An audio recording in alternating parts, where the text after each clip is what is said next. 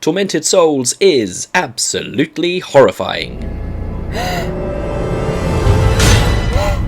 And when I say horrifying, of course I mean how frighteningly inaccurate the dialogue coming out of the characters' mouths is, compared to the in-game subtitles and the googly-eyed confusion this causes, and just how the writers thought the script itself was coherently written English. Perhaps it's just a case of being lost in translation, but there is just one other thing that is even more terrifying than this, and that's just the game.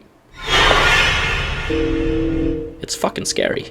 Hello, welcome to the broadcast. My name is Naj, and today we are taking a little sneak peek at upcoming survival horror game Tormented Souls.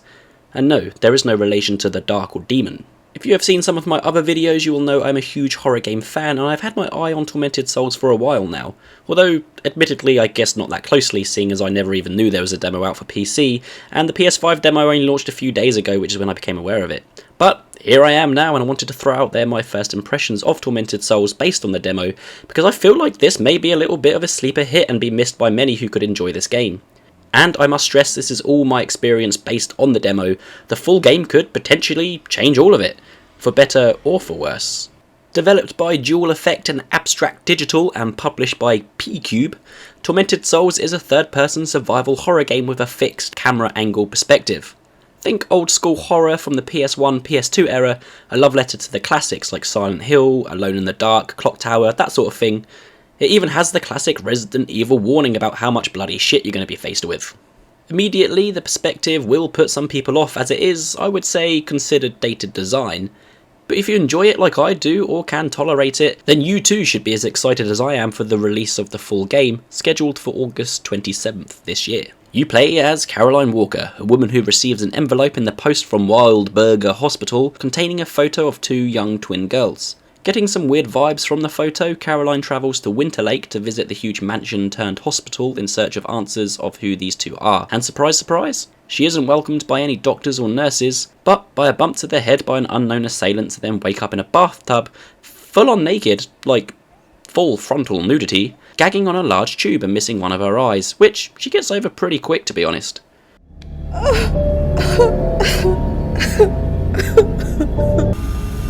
An old magnetophone. It looks like it works. Recording my progress might be useful if anything happens to me. There are a few tears from, I can only assume, one eye, but moves on like she instead just chipped a nail. She doesn't seem too bothered and is overly optimistic for someone who has awoken in an abandoned, haunted hospital. The dialogue and voice acting of Caroline is, to be honest, pretty awful, sounding like someone reading for an audiobook. Trying to give emotion, but not so much that it will keep the kids up at night. Subtitles, as I said, couldn't be much further from being accurate as to what is actually being said. It is so jarring and throws you off if you are paying attention to them, and annoyingly you can't turn them off. I found Caroline would actually give a lot more detail than the subtitles were offering, so if you are someone who relies on subtitles, then sadly you may not get all of what is actually being said, but this is something they can easily rectify in the final game. I received that letter from the Wildberger Hospital. Since then, I haven't been fine. I can't get out of my head the image of those little girls. I can't sleep.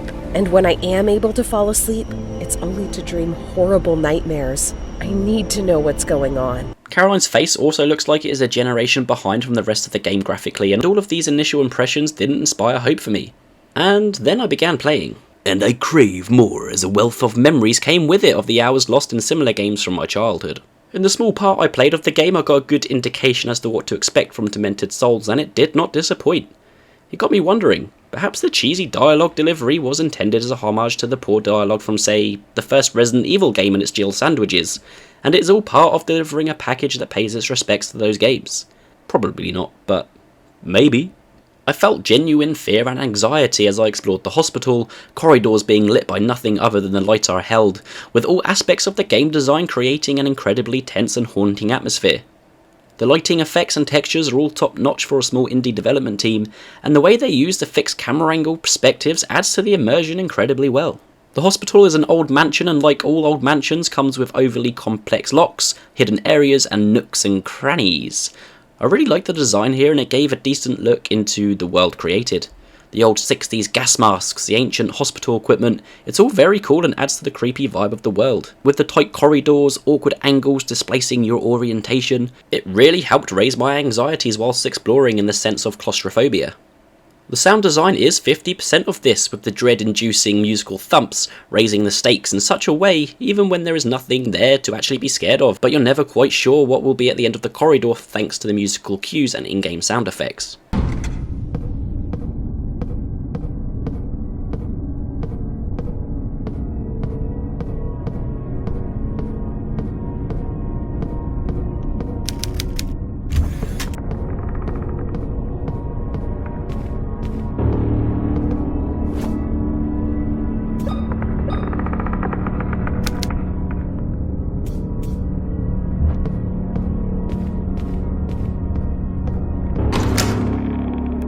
It all put me on edge, but contributed to my desire to push on and unlock the secrets of this hospital that promises to be filled with interesting lore, as shown in the many documents scattered about the demo.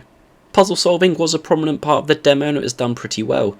Anyone familiar with the games this is inspired by will pretty much understand how most of these work and how they are solved, but they are well done nonetheless. You have your inventory system where you will examine items for clues, combine stuff to make keys and so on. But to tell you the truth, I was stumped on a couple of occasions.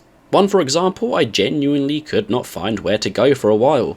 There was a dead guy holding some sort of crank, and in order to release his grip I had to find a heart to put in his chest to then shock him to unclench his hand. I only had a plastic heart which I made earlier with 2 other items which didn't fit, and I was pulling my hair out as to where to go next or what to do. To the point I was literally walking around the whole map against the walls looking for anything that I had missed or a secret door, and lo and behold, there was a fucking lamp on the wall that I had walked past about 7 times that was actually a switch for a hidden hatch. Because of this, it took my total game time to over an hour, which it definitely should not have been, and whilst I was getting a little frustrated, I enjoyed it, and once I found the answer I had a huge sense of relief and accomplishment. It really did feel like playing something like Silent Hill 2 again, walking around looking for a way out of that goddamn apartment complex. Yeah, my 8-year-old self really struggled with that one back in the day. There was a bit of back and forth looking for items and puzzle solutions, and for me, this is where my time with Tormented Souls was on fire. It was good to have that feeling again from a survival horror game. A feeling that lacks in most titles today, as everything is either spoon-fed to you or just an unresistible Google search away. I want more of this, and this game looks to bring that. A lot of horror games these days focus more on the combat and jump scares, and there are some good games. The latest Resident Evil games are pretty decent. I'm actually a pretty big fan of the Evil Within games, especially the second one, but they do lack good puzzle variety. Earlier in the year we did have another modern fixed camera angle game which was more of a psychological thriller, The Medium. You can check out my review on that for a more in-depth look, but that game was a pretty big letdown for me, part of the reason being its uninspired puzzles, so it is good to see we're getting more attempts at revisiting this classic style. I just hope the puzzles and genuine creepy atmosphere holds up through the rest of the main game, because the other core gameplay loop of this game is the combat, and this is definitely going to be a hit or miss situation in the full game. It is hard to make creative combat in a game that uses tank controls and a fixed camera perspective. I mean, even if you were to play the original Resident Evil games now, you would probably find they haven't aged too well. But the draw is not the actual gunplay, but the resource management of ammo and items, and this is where the real survival in survival horror is. In the demo you are given a nail gun by the local priest to take down your enemies, and the combat is pretty basic. You hold L2 to aim, which auto-locks onto the enemies, and R2 to shoot, as well as a little dodge move with L2 and square. Nothing too creative, and I did find I was standing in one spot shooting at enemies, which may become a little tiresome, but that also really depends on the enemy variety and arsenal that will come with the main game, which remains to be seen. I never ran out of ammo in the demo, finding enough at the right times, but I hope the further we get into the game the more resourceful and vigilant we'll have to be with it. With the combat of course comes the tank controls, which can throw you off your trail at times when you are in a rush and the camera perspective changes. But you already know this if you are into these games, and I'm sure once we get back into it, it will be something to adjust to. The enemies I faced in the demo were pretty cool looking, but easy to manoeuvre around if needed. What looks like patients in wheelchairs or legless torsos crawling across the floor. I look forward to seeing what other nasty delights are in store, but I do hope for something a little more aggressive, because these do run the risk of losing tension a little quickly if not. Despite all this though, there is one thing that is more old school than anything else in this game, and it is likely to be a deal breaker for a lot of people.